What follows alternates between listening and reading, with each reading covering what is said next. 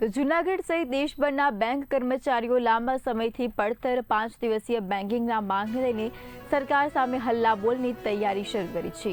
યુએફબીયુ, એઆઈબીએ સહિતના 9 જેટલા બેંક યુનિયનોના નેજા હેઠળ અંદાજે 8 લાખ કર્મચારીઓ આંદોલનમાં જોડાવાની શક્યતા છે।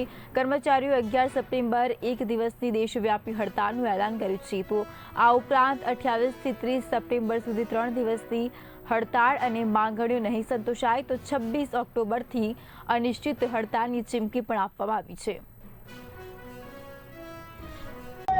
આજરોજ અમે તારીખ 27 તારીખના રોજ સૂત્રોચ્ચારનો કાર્યક્રમ રાખેલો। અમારો લોકોની મુખ્ય માગણી 5 દિવસનું અઠવાડિયું અને જે પ્રોફિટ ઇન્સેન્ટિવ સ્કીમ છે એમાં ભેદભાવવાળી નીતિને પરિણામે અમે લોકોએ આજે સૂત્રોચ્ચારનો કાર્યક્રમ રાખેલો। આવનારા દિવસોમાં 11 સપ્ટેમ્બરે હડતાલનું એલાન આપેલું છે, જેમાં પૂરા ઓલ ઇન્ડિયા લેવલે 8 લાખ બેંક કર્મચારીઓ જોડાશે। ત્યારબાદ 28, 29 અને 30 સપ્ટેમ્બરે પણ હડતાલનું એલાન આપેલું છે। જો ગવર્મેન્ટ અમારી માગણીઓ સંપૂર્ણ સમયે યોગ્ય સમયે સ્વીકારશે નહીં, એક જે મંજૂર કરેલી માગણી છે જેમાં ગવર્મેન્ટ એક એગ્રી થયેલું છે તેમ છતાંય 5 ડે બેન્કિંગ આપવા માટે રેડી નથી અને પીએલઆઈની ભેદભાવવાળી નીતિ છે, તો અમે જો સમયસર માગણીને સ્વીકારશે નહીં તો 26મી ઓક્ટોબરથી અનિશ્ચિત મુદત માટેની બેન્કિંગ ઇન્ડસ્ટ્રીઝ